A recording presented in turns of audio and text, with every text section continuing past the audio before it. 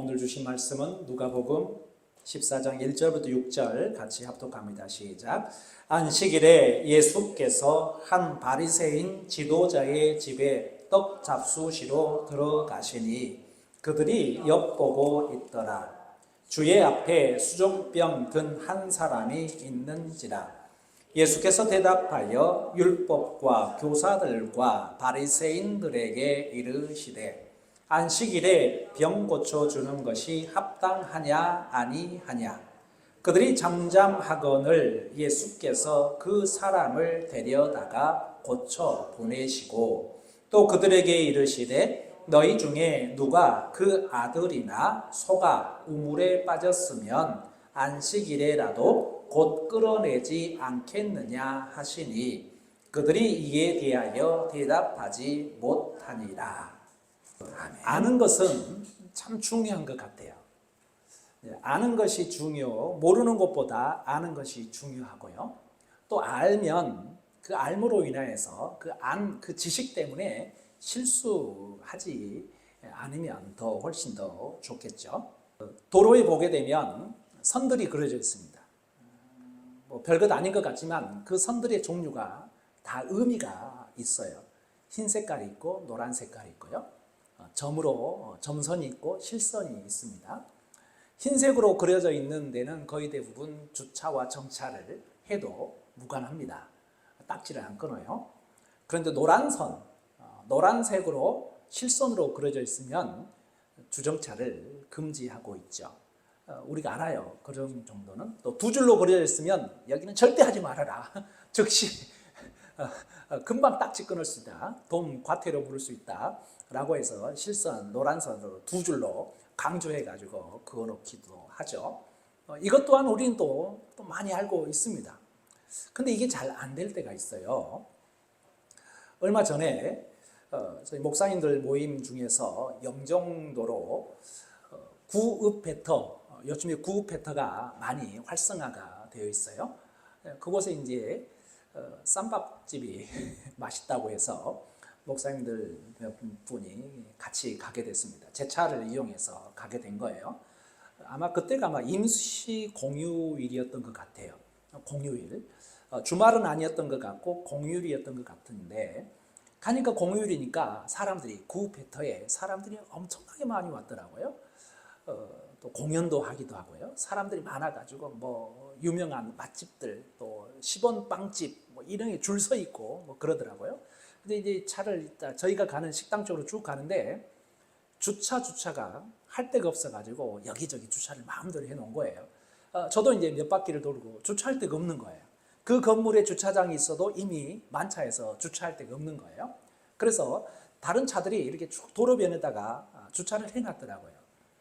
그래서 한 자리가 딱 비어있어 앞차들도 다 주차되어 있으니까 오늘 공휴일이니까 주차를 해도 되는 모양이구나 라고 생각하고 노란색 실선 두 줄로 되어 있는 그 자리에다가 주차를 하고 식당에 가서 밥을 먹고 커피까지 맛있게 하고 기분 좋게 왔어요. 근데 제 차 있는 쪽으로 오니까 제 차 앞에 유리창에가 뭔가 하나 붙어 있어요. 저게 뭐야? 불길한 생각이 드는 거죠. 저게 뭐야? 라고 생각을 제 차에게만 붙어 있는 것이 아니라 제 앞차에 있는 차들도 다 붙어 있는 거예요. 지나가다가 보니까 그게 뭐겠어요? 주차 딱지. 과태료. 주차장기가 쫙 붙어 있는 거예요. 맛있게 밥 먹고 맛있게 커피 마시고 즐거운 시간을 보내다가 기분이 팍 상했습니다. 자, 그러면 여기 영종도는 이 중구청에서는 공휴일이어도 빨간 날이어도 주말에도 주차 단속을 하구나 라는 것을 알았겠죠. 제가 얼마 후에 이제 과태료 고지서가 날려왔습니다. 거기에 이제 주차해 놨었던 것 5만 원. 그리고 조금 빨리 내면 20% 감면해서 32,000원. 지금 제 생각에 밥값을 누가 냈는지는 생각나지 않지만 제가 낸 것 같기도 하고 다른 분이 내는 것 같기도 하고 이 32,000원까지 포함을 시킨 가격이 된 거죠. 공교롭게 어제도 똑같은 식당에 똑같이 갔습니다. 어제는 가다가 이번에는 절대 도로변에 주차하지 말아야지 라고 생각을 하고, 그래서 좀 이른 시간에 갔는데 마침 들어갔는데 건물 안 주차장에 들어갔는데 주차가 만차예요. 여전히 야, 이 건물에 이 식당 역시 잘 되구나 라고 생각하고 포기하고 나오려는데 딱 한 자리가 주차 자리가 있는 거예요. 아, 감사합니다 하면서 주차하고 들어가서 맛있게 먹고 또 커피까지, 그 건물에 있는 커피숍에서 커피까지 마시고 앉아 있는데 어김없이 그 건물 내에 있는 실링, 천정에 있는 스피커를 통해서 울리는 거예요. 지금 중구청에서 주차 단속이 나와 있으니까 혹시 건물 안 주차장이 아니라 도로변에 세우신 손님들께서는, 고객님께서는 지금 빨리 나가셔서 차를 빼시기 바랍니다. 이렇게 알려주더라고요. 그때는 공휴일에 제가 딱지 끊은 그때는 제가 못 들었어요. 그 소리를. 근데 어제는 그렇게 방송을 해주니까 사람들이 부랴부랴 밖에 나가는 사람들이 있더라고요.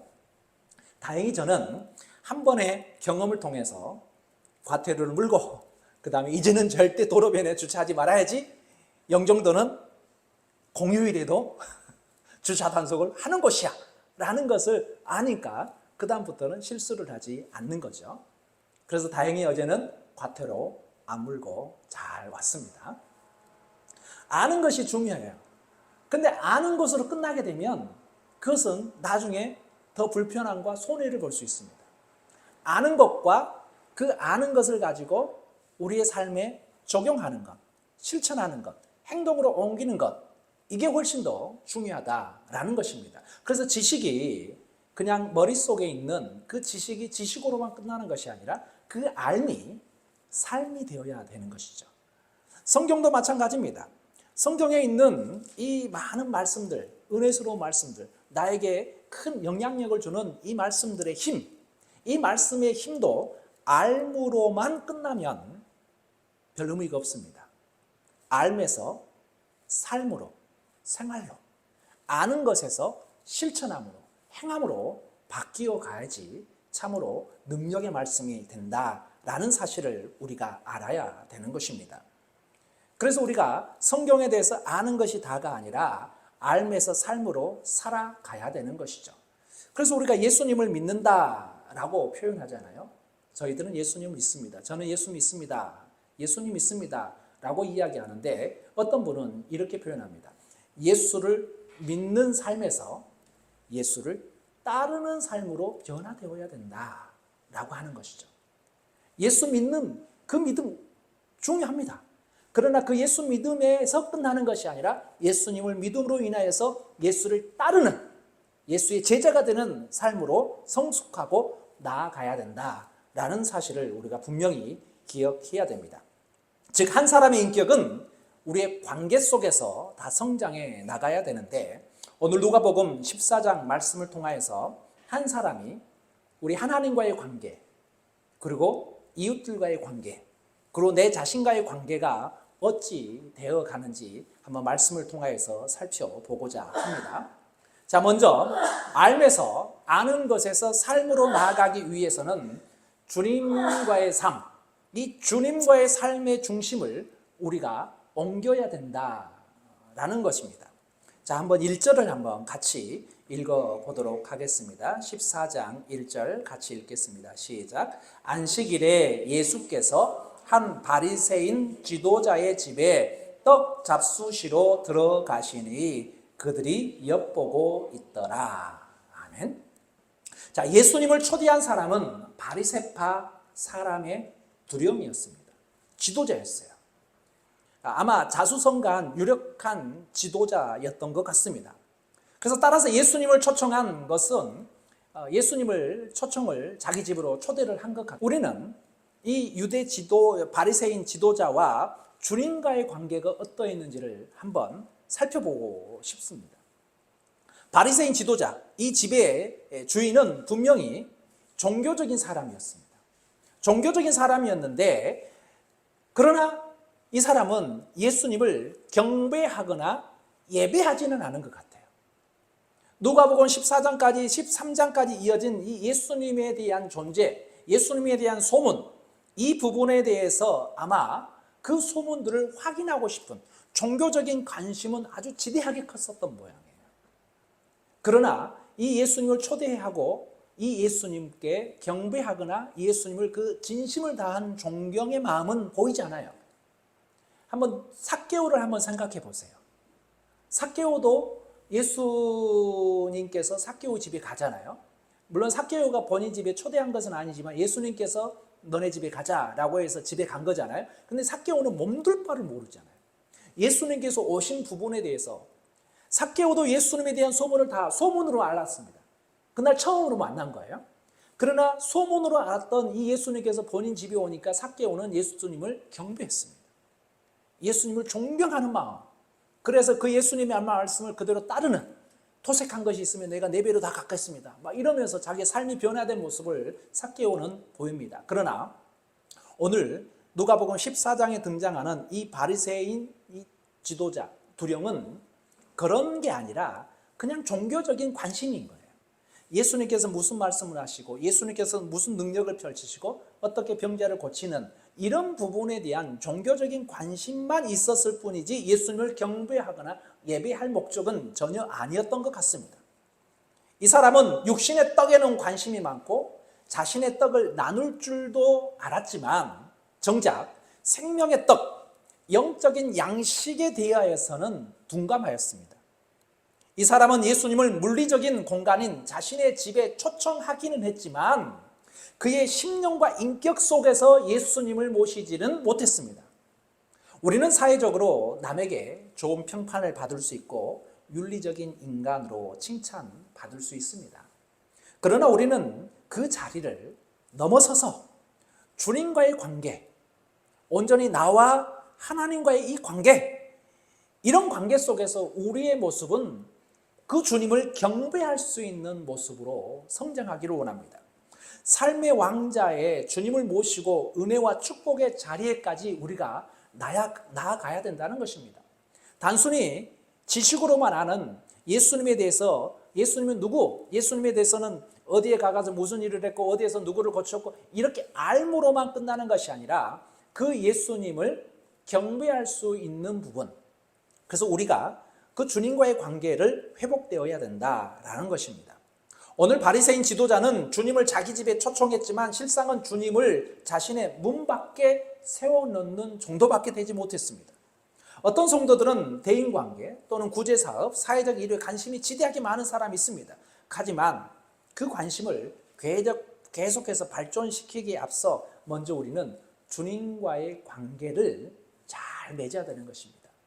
나와 주님과의 관계는 주님께서 나의 주인이시며 나는 그 주인을 경배하는 것입니다. 지난주에 말씀드린 것처럼 우리 마음으로 섬기고 있고 내 주인이 누구냐?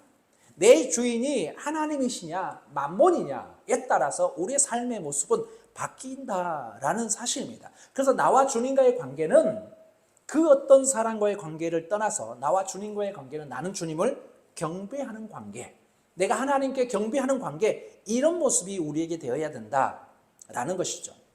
주님의 일은 주님을 잘 믿는 믿음에 있습니다. 하나님께서 보내신 생명의 구주인 예수 그리스도를 문 밖에 세워두면서 윤리적인 우월성을 앞세워서 하나님의 호의를 기대하는 이런 자가당착에 빠진 이런 사람이 되면 안 되는 것이죠. 자, 우리 주님은 주님을 아는 지식에서 주님과의 새로운 관계를 맺는 것을 요구하고 있습니다. 단순히 주님을 안다, 성경을 안다, 하나님을 안다라는 관계에서 더 뛰어넘어서 나는 주님을 예배합니다, 나는 주님께 경배합니다 라는 모습으로 나아가야 되는 것이고, 그게 바로 진보하는 모습입니다. 발전하는 모습인 것입니다. 자, 오늘 바리새인의 지도자, 이 사람은 안타깝게도 그리하지 못하였습니다. 단순히 예수님을 초대하고 그 초대한 이후에 그 예수님에 대하여서 단순히 오늘 1절에 있는 것처럼 그들이 엿보고 있더라 라는 것입니다. 예배의 대상자로 삼을 생각 자체가 없어요. 초대는 했어요. 초대는 했는데 마음속으로 예수님을 경배의 대상으로 여길 생각 자체가 처음 의도했던 것 자체가 없던 거예요. 그냥 엿보고 있더라 라고 이야기를 하고 있는 것입니다. 자, 알면서 삶으로 나아가기 위해서는 우리는 하나님과의 관계도 이제 재조정되어야 되고, 이제는 이웃과의 관계에서도 우리가 변화가 필요합니다. 자, 2절 말씀을 같이 읽어볼까요? 누가복음 14장 2절 말씀 같이 합독합니다. 시작. 주의 앞에 수종병 든 한 사람이 있는지라. 아멘. 자, 주의 앞에 수종병이라는 이 병이 있는 모양이에요. 근데 이 병에 대해서 찾아봤더니 이 병이 무슨 병이냐면 몸에 물이 차서 얼굴과 손발이 붓는 병. 얼굴이 붓고 손발이 붓는. 여러분들 아침에 일어나게 되면 뭐 손이 부었다, 발이 부었다 뭐 이런 표현을 하잖아요. 그런데 이 수종병이라고 할 정도가 되게 되면 우리의 상상을 초월할 정도로 손발이 붓고 얼굴이 붓는 이 병을 수종병이라 하는 모양입니다. 자, 그런데 이 병을 앓고 있는 이 사람, 아마 자신도 힘들었지만 아마 가족들도 얼마나 고통스러웠겠어요. 이 병자는 가족들에게 오랜 버림을 받아서 아마 밥 한 그릇 얻어먹기 위해서 오늘 이 집에 왔을 수도 있습니다. 아니면 이 사람이 온 곳은 예수님께서 바리새인 지도자의 집에 갔다라는 소문을 듣고 본인도 예수님을 통하여서 자기의 병을 고침받을 희망, 그 희망으로 아마 왔을 수도 있습니다. 아니, 그것도 아니면 예수님을 궁지에 빠뜨리려는 바리새인들과 율법사들과 공모해서 이 시간에 일부러 나타날 수도 있습니다. 왜냐하면 이 날이 어떤 날이냐면 1절에 이야기하고 있잖아요. 안식일입니다. 안식일에는 하지 말아야 될 것들이 너무 많습니다. 안식일법이 변질되어서 해야 될 것들에 대한 이야기를 하는 것이 아니라 하지 말아야 될 것들을 계속 이야기를 하고 있습니다. 이게 안식일.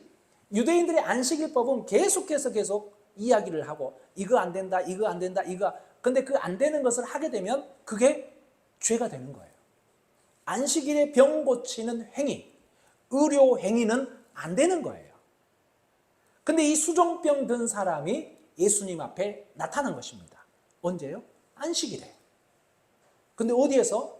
바리새인 지도자의 집에서. 그래서 이 바리새인 지도자뿐만이 아니라 이 바리새인들이 다 엿보고 있는 거잖아요. 안식일법에 의하여서 하면 안 되는 행위는 의료 행위인데 과연 예수님께서 할까? 저 사람이 할까? 이거 지금 엿보고 있는 거잖아요. 근데 우리가 생각하게 되면 이 병자가 이 잔치에 참여하고 있었던 것은 사실이잖아요. 한번 3절도 한번 읽어볼까요? 14장 3절 같이 읽겠습니다. 시작. 예수께서 대답하여 율법 교사들과 바리새인들에게 이르시되 안식일에 병 고쳐 주는 것이 합당하냐 아니하냐. 예수님께서 먼저 질문을 하는 것이죠. 주님께서는 율법사들과 바리새인들의 마음의 수군거림을 이미 아셨어요. 과연 이 예수가 안식일에 병 고치는 행위를 할까 안 할까? 여기에 대해서 이미 이 주변에 있는 엿보고 있는 사람들이 수근수근 하고 있는 것을 예수님께서는 이미 아셨어요.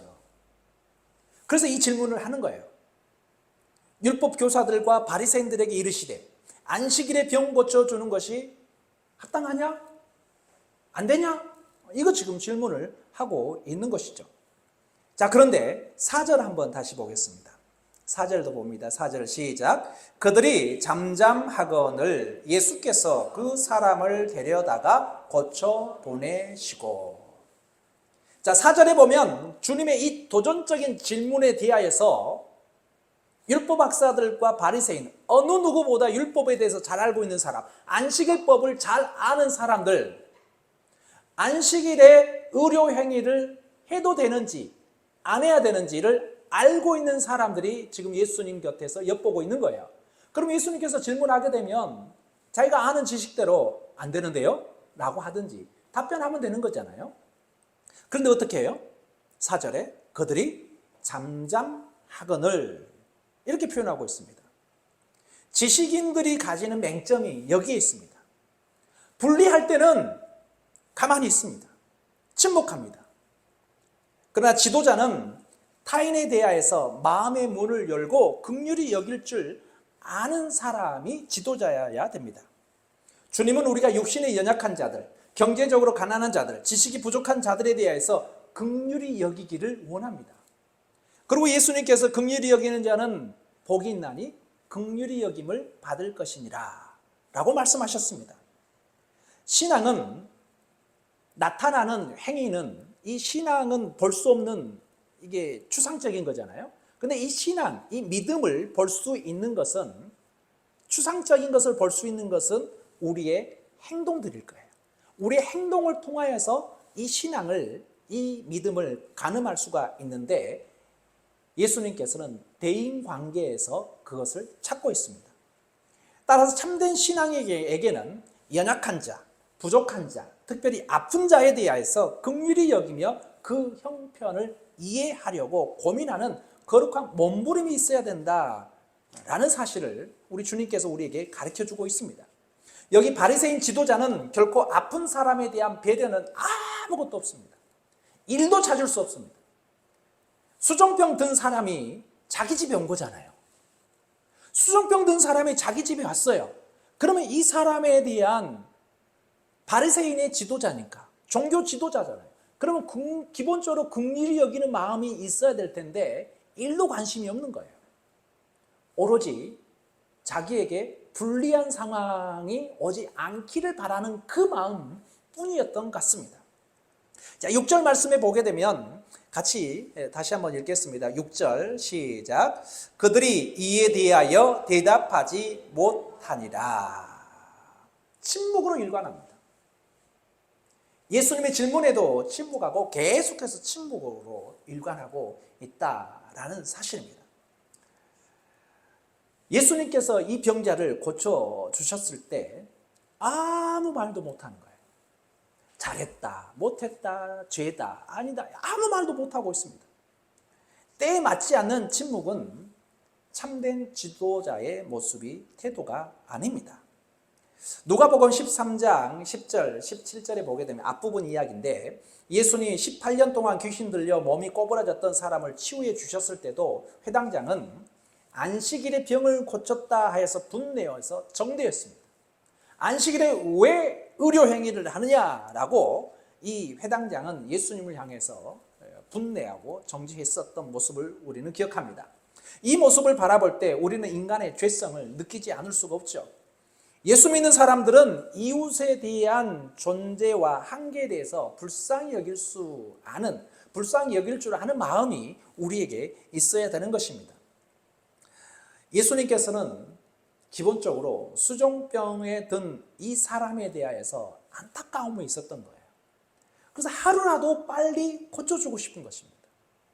오늘 수종병 든 사람은 안식일 지나서 내일 하는 것이 아니라 그 많은 세월 동안에 예수님을 이제 처음으로 만난 것 아니겠어요? 예수님을 처음 만난 이 수종병 든 사람에 있어서는 내일까지 기다릴 수 없는 거예요.